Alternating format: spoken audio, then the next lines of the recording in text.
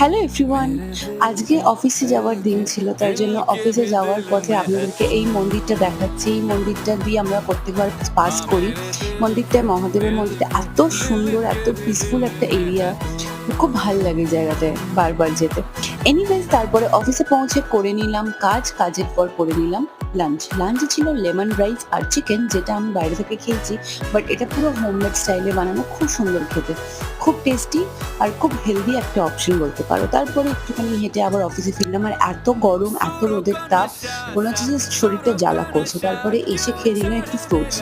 Fruits খেয়ে তারপরে কিছুক্ষণ পর খেলাম গ্রিন টি, তারপরে বাড়ির উদ্দেশ্যে রওনা দিলাম।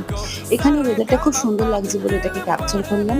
তারপরে বাড়িতে ফিরে কাজ করে আর একটুখানি আড্ডা দিলাম সকলের ফ্যামিলির সাথে টাইম স্পেন্ড করার মজাই আলাদা।